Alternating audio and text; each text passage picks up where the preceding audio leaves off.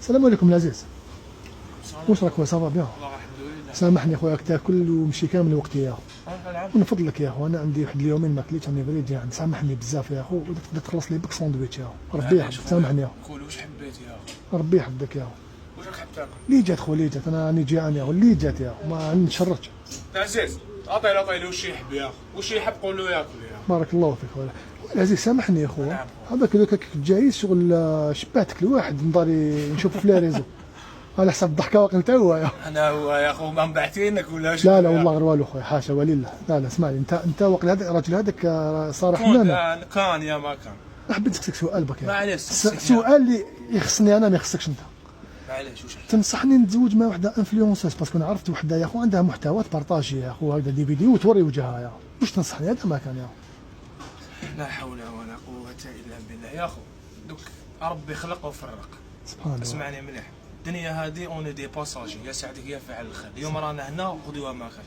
لازم تخير شغل لا بون بيرسون ماشي قضيه المحتوى زعما وحده تبين وجهها ولا معناتها المحتوى قضيه الطفل المراه كيفاش دايره من الداخل المحتوى غير زياده. انا درت غلطه وما نتمناها لكش ليك يا اخو. تما غلطه كومون انا درت غلطه تبعت قلبي يا اخو. انا كاين الحق الناس يهضروا عليا يا اخو هضروا عليا وما يعرفونيش كيفاش داير انايا. وانا صانع محتوى وانا صح نعرفك ماشي نعرفك تما عقلتك وعلى بها جيت قاصد يا اخو. هذه الاولى بارك الله فيك ما تعرفنيش وقلت لها كل يا اخو انا والله مانيش يعني شغل الحمد لله. هذه الاولى. الحاجه الدوزيام والله ماذا بينا انا صانع انا ندير تجارب اجتماعيه خويا العزيز راني نفيلمي فيك مانيش وحدي مع الفريق ديالي ربي يحفظك.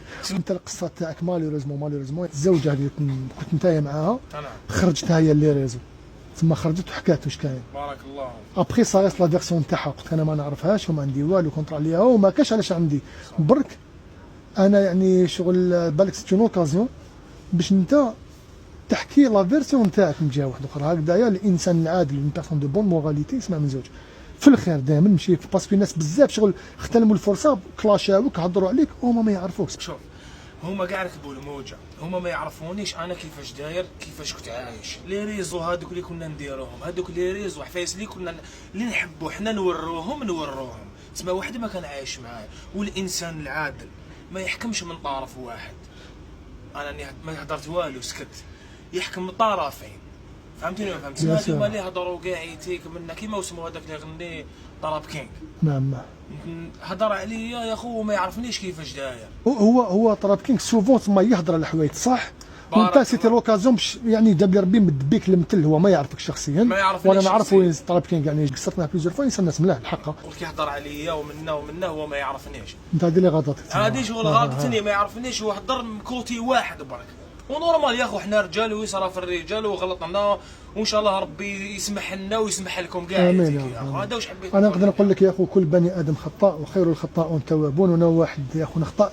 انا حكايتي ما حبيتش نخرجها ما حبيتش نهضر. هذا واش حبيت نقول لك يا دوك الطرف الاخر خرج ويدل على هذه اللي كانت مزوجه معك لا تلحق لها لا فيديو هذه وتشوفها ما عندك ميساج تجوزو يا اخو. يا اخو ما عندي حتى ميساج ما نقدر نجوز حتى ميساج كلمه ولا زوج هكذايا وعند الله تلتقي الخصوم.